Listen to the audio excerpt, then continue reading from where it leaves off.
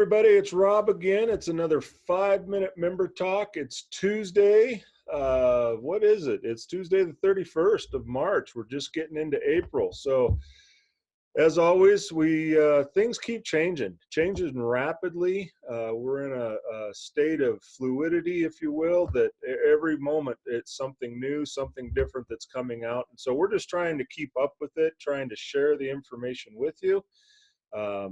And see where we go from there. So today we have Mike Meyer from Sightlife. He is the first person to be a repeat person on 5-minute member talk. Hey, Mikey, how you doing? Hey, how you doing, Rob?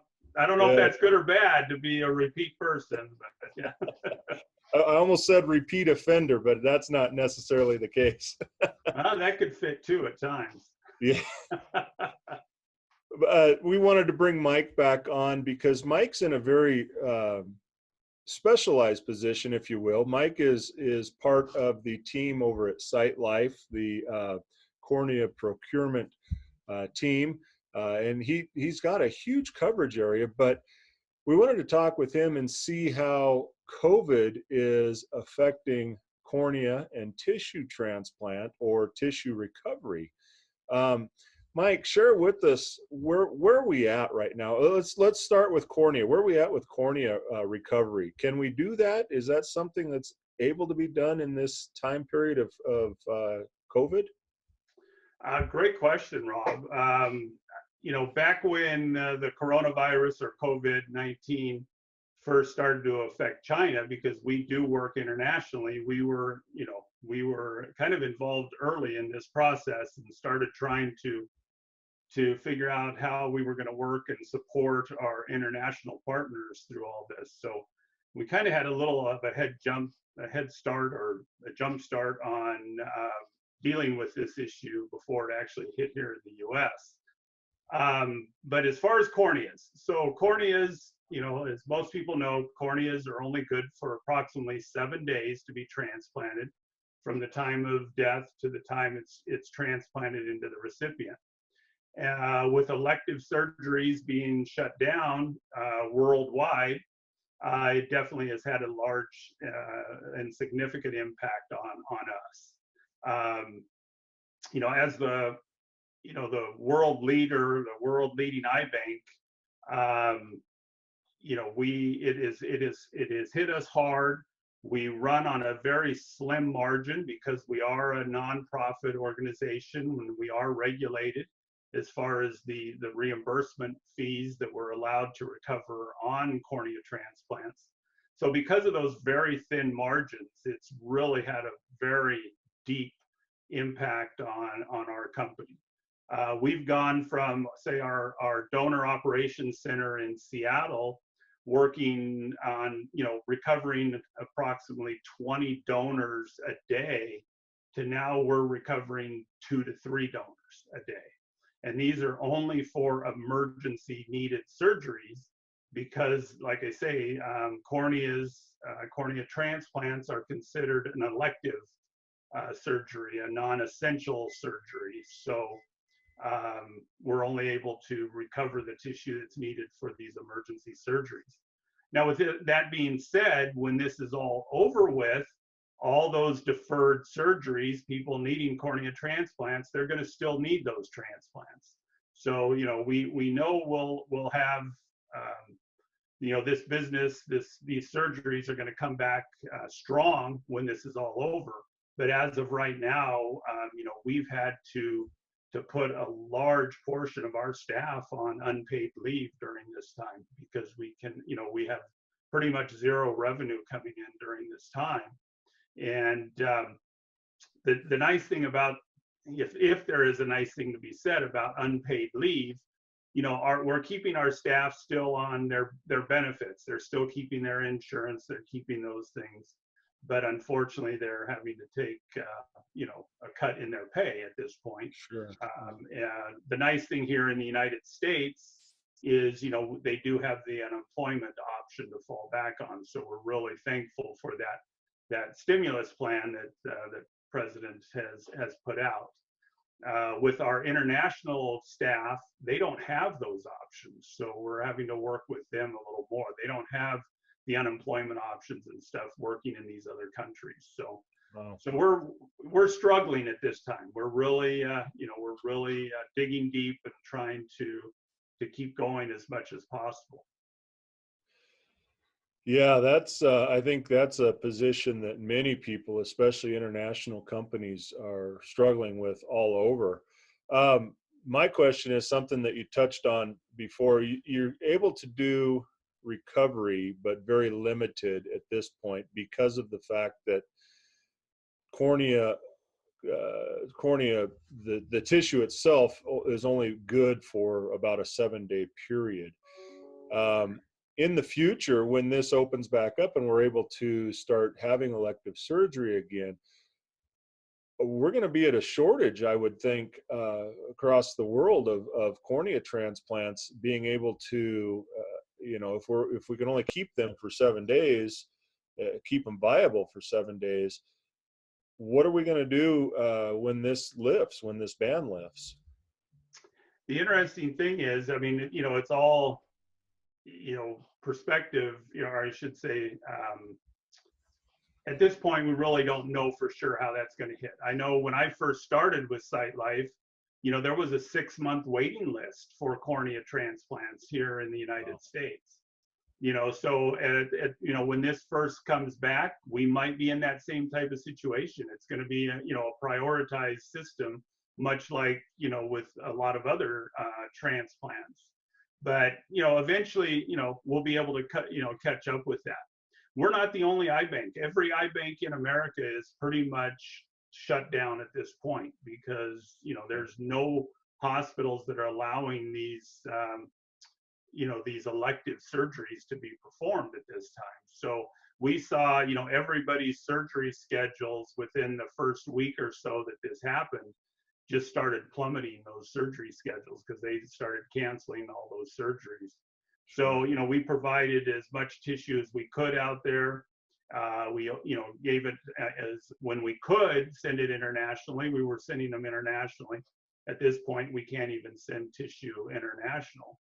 So, we're working on that as some of these countries start to bounce back, like we're starting to see. We're hoping to see those markets open up first, and we'll be able to start helping those countries until we can get back into full operation here in the United States. Okay. And you mentioned not being the only company, iBank in the U.S. How many are there? How many iBanks are there approximately in the U.S.? Oh, I didn't look that up. I should have looked that up for you, Rob. But we've got, while there used to be hundreds of iBanks, I know through the years, a lot of them have combined, much like we have, and taken over larger territories. And I'm wanting to say somewhere in the neighborhood of 60 to 80 iBanks here in the United States. Okay. All right. So we've been told the science is showing that COVID-19 is spread through droplet spread through the mucous membranes. Obviously, we're told don't wipe your eyes, but that's what we're talking about. We're talking about corneas. We're talking about eyes. What happens, or do you have any science on what happens if somebody passes with COVID? I'm assuming they're not a candidate for recovery at that point, or are they? No, that's actually correct at this point. There fortunately has been no transmissions of COVID-19 through a transplant, and hopefully we'll keep it that way. But our donor operations center in Seattle, when they're evaluating the referrals that we are getting in, that is something that they are looking at. So any flu-like symptoms with unknown cause, any positive COVID-19 test results, those type of things rule out those individuals to be able to be cornea donors. Okay. And I shouldn't even say cornea donors, because we are still evaluating for tissue donors as well. And I'll just throw, since our donor operations center both evaluates for tissue and for corneas, tissue recoveries are still occurring. One of the big reasons for that is tissue is recovered and processed in a way that it can be stored for, longer periods of time. So even though corneas might not be able to be recovered right now, tissue is still being recovered. So we are still reaching out to our funeral homes, our coroners, on those type of cases where tissue is still an option. You just won't see Sightlife as part of that recovery. So that's actually a great distinction. If we could kind of talk a little bit about that. We've got cornea donation, we've got tissue donation, and we've got organ donation. That's correct. So corneas for the most part kind of at a standstill right now. Tissue still moving forward, tissue donation or tissue recovery. What about organ recovery? Is that something that's been affected as well? Organs, unfortunately, has also been affected, and a lot because of ventilator statuses, Okay. in the hospitals and that type of thing. So, prioritizing the ventilator usage for a donor, an organ donor versus a COVID patient. At this point, COVID is taking priority. So it is affecting, our local organ procurement organization here in our region just came off of a record year last year, and they're probably going to see their worst year this year, just because of the amount of donors that they're not being able to recover on. So let's define that, because we do have some folks that are not in the funeral profession, maybe not answer that or understand what the differences are. But let's take a second to define that, because we do hear quite regularly, I'm an organ donor. I've got the little heart on my driver's license. Yeah. What does that mean to be an organ donor versus a tissue donor versus a cornea donor? What are we talking about? Yeah, so putting that little red heart on your license or putting donor on your license, depending on what your state does, just that means that you've actually agreed to be an organ, tissue, and cornea donor for transplant when your death occurs. So when the death occurs, we evaluate to see if there's the potential for organ, tissue, or cornea donation. And then we would either offer the family that option if an individual is not registered, or if they are registered, we would then just want to talk to the family, make sure they understood the decision their loved one had made, and then move forward with that. When it comes to organ donors happen in the hospital. So these are not deaths that are happening outside, in automobile accidents or at home or those type of things. These are patients that are in the hospital, they're on a ventilator, and they progress towards brain death or close to brain death. These are individuals that we are going to be looking at for heart, lung, liver, kidney, pancreas, small intestine type donation. These individuals can save up to 7 or 8 people's lives through this type of donation. Wow. Wow. Yeah. So, and then tissue donation, much like cornea donation, these are cardiac dead individuals. They can die outside of a hospital, in the hospital.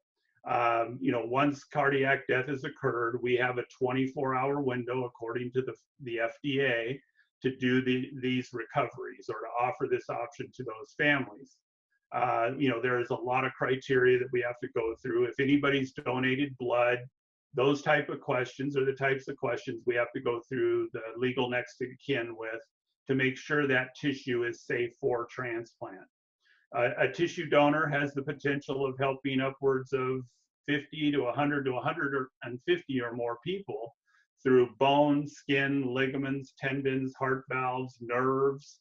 I mean, a lot of different ways that tissue is used out there. Like I said earlier, that tissue is preserved in a way that it can be used up to a longer period of time.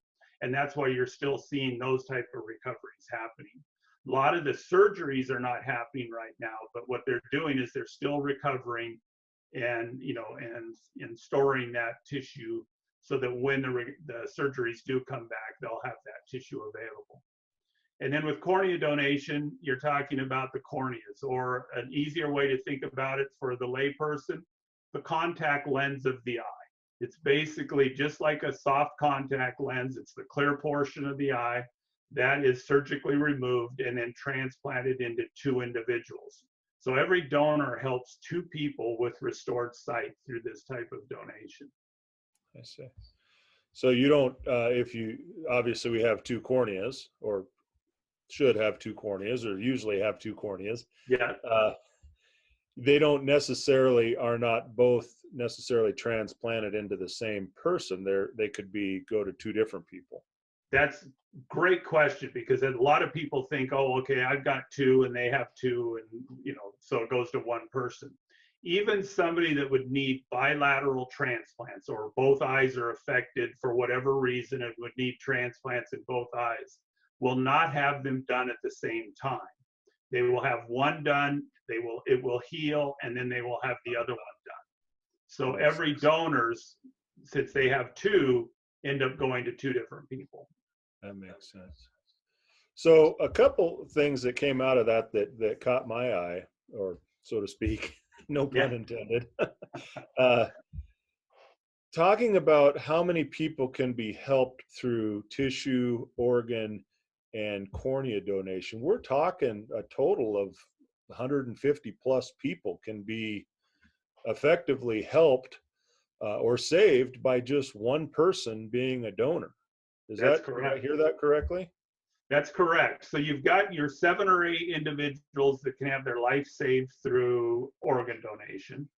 You have a couple more lives that can be saved through tissue donation with heart valve. Heart valve donation actually is life saving, and tissue skin donation is actually life saving when it comes to burn patients, trying to survive burns. So even though those are tissue donations, those actually can be life saving as well. The rest of the donation is considered life enhancing. So including corneas, where we improve people's lives. Now with corneas, I'll make the argument that in third world countries, though it's life saving. You've got somebody in a third world country that cannot be an active, productive member of society.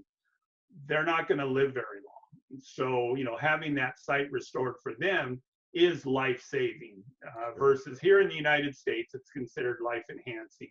It improves somebody's life, much in the way of bone donation or bone transplants and other types of transplants are done. So, just to be clear, if you have that heart or that donor sign, whatever that is that's on your state, here in Washington, I think it's the heart, and it says donor or organ donor on your ID. Doesn't necessarily mean that you're going to be able to donate. There's a good possibility you will. It's just to tell the family, if I'm hearing you correctly, that it was your decision to allow that, but they still need to provide permission for that process. Is that accurate? Thank you very much for asking this question, because that's where there's a lot of misconception. Here in the United States, making the decision to be a donor yourself is considered first person authorization, and nobody has the right to overturn that decision.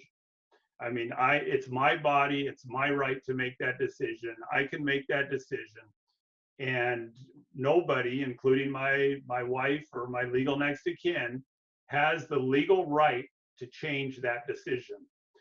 We have opted to want to keep families involved in this. Donation is to be a positive thing. It's supposed to be a good thing. It's not supposed to be something that families are forced into.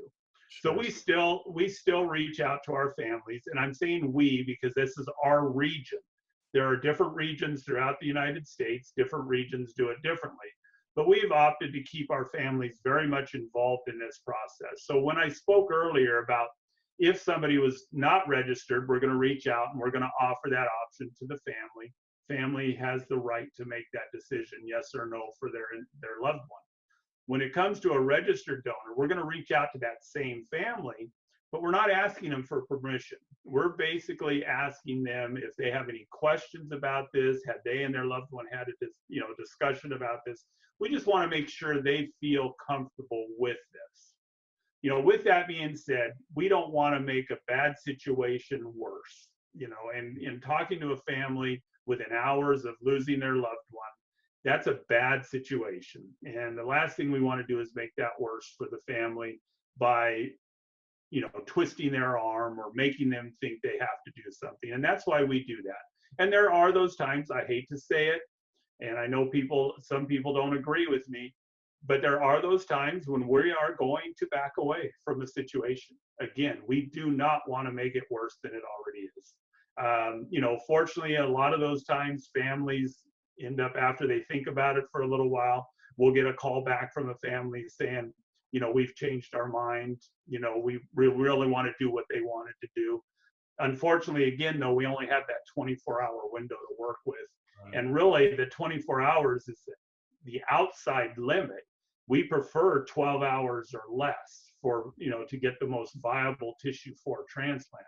So we don't have a lot of time to, to wait or to put things off. And I know for funeral directors, especially, that's where, they don't like getting those phone calls at 2 o'clock in the morning, 3 o'clock in the morning. But again, this is very time sensitive. So, for us to be able to utilize and maximize that gift, we are reaching out at those odd hours, talking to families, talking to funeral directors, just to try to make this donation work for that family. I've never been told from a family that they wish they hadn't donated, but I've been told they wish they had. But at the time, they were not ready to make that decision, and unfortunately made the decision not to. And then after a little bit of time, wanted to, but unfortunately it was too late at that point. Every family says that the donation process helps them through the grieving process, to know that something good came out of this tragedy. Something I tell nurses all the time: there's nothing we can do about the deaths. The deaths are going to happen no matter what. This is just an option that we might be able to offer that family to help them through this. And that's kind of our goal there, is to just help families through that process. Well, and you guys are really in a very unique position in the fact that you need to be having that conversation with, sometimes within minutes of the family being notified that a death has happened. Um, you don't have a lot of time. Like you said, it's within 12 hours. And it's not just a matter of making a decision within that 12-hour window, but you still have to pull your team together. You still have to logistically get them to where the individual's at, to procure the tissue, well, in your case, the corneas. But these are decisions, unfortunately, that have to be made immediately if this is going to work. And so I applaud you. I know that it's a very difficult position for you to be in. And as a funeral director, I've heard from many families that same statement that you just made. We've never said we didn't want to have donation, but I've always heard from people that they wish they could have, or they wish they knew about it a little bit sooner. But boy, I give you guys credit. You guys are right in the thick of it and right there with families as those deaths are occurring or shortly thereafter. So I Yeah, applaud you and your team for that. well, thank you very much. It's, it takes a special breed to be our coordinators. The ones that the funeral directors are talking to on the phone, the ones the families are talking to on the phone. It takes a special person to be able to do that, because it's not an easy conversation to have with a family. But fortunately, they get to see both sides, so it does help them to see the good that comes out of it, as well as having to deal with it in the middle of the worst day of somebody's life. Sure. So just one more question I have. If somebody wants to be a donor, how do they do that? How did they just go down to the licensing place and wait in line to tell them that you want to get that little heart on your license, or what can they do? Can they sign up somewhere to be a donor? Yes, so putting it on your driver's license is the easiest way most people do it. Or you can go online, donatelifetoday.com or .org. You can, both of those work, and you can sign up there as well. Even if you go to a national website, they'll steer you to your state, because every state has their own registry. So, you want to donate there. And how that works is when we get the report of a death occurring, we then will look to see if that person is on the registry. So, we get the question too. It's like, well, I don't have it on my license, but I've signed up online, or I have it on my license, but I haven't signed up online. We check, if you've put it on your license, it's put you into the state registry. And we go by the most recent registry that's been done. So if maybe last time you got your license, or 2 times ago you got your license, you didn't sign up, but this last time you did, that's the one we're going to go by. Or vice versa, if you've changed your mind and taken you off, we're not going to consider you registered if you're not registered. And then that's where the family is given that decision. Because we have a lot of families. We have the number one myth: people don't put it on their driver's license, believe it or not. And anybody in the medical field knows better than this. But the number one myth that's out there is that the hospital or EMS will not try as hard to save me if they know I'm going to be a donor. And so people will not put it on their driver's license for that reason. As an ex-paramedic myself, I never once looked at a driver's license. That was up to law enforcement. My job is to save that person's life. And that's same in the hospital too. Having it on your license is not going to change the treatment you get. All it's going to do is let your, people know that that is something that you're interested in if it progresses to that point. Oh, that's great. So Mike Meyer from Sightlife, how do we get in touch with you? How do we reach you? Well, our company's website is sightlife.org. Mine is mike.meyer@sightlife.org. So, some of you will have that, some of you won't. And then my phone number as well. I can give that: 509-999-3279. And I'm more than happy, I should say, to answer any questions, any myths. Come out and speak with you or your staff. We do educations all the time for hospitals, funeral homes, coroner's offices. So if that's something of interest, we'd be happy to come out and talk to you about that as well. Perfect.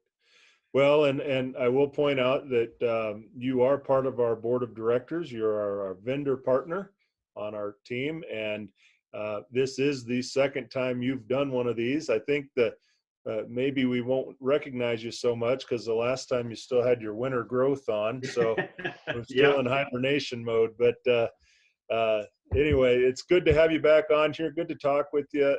Thank you for what you do. Thank you for what Sightlife does, and as well as our tissue banks and organ procurement teams. Just amazing, the idea that one person can help or save up to 150 people. So thank you, thank you for what you do and for all of what you do for us as well. And like I've always said, we could not do what we do without the support of our funeral directors. So I want to thank all of the funeral directors that are listening to this, watching this. Thank you for your support. We could not do it without you. Perfect. Well, this has been another 5-minute member talk. It's a little bit longer than that this time, but that's okay. If you like these, share them. If you like them, subscribe. If you want to be a part, call me and we'll get you on here. And again, everybody, thank you to Mike for doing this with us a second time, and stay safe. Keep washing your hands and be careful out there. So till next time, we'll see you all soon. Bye-bye.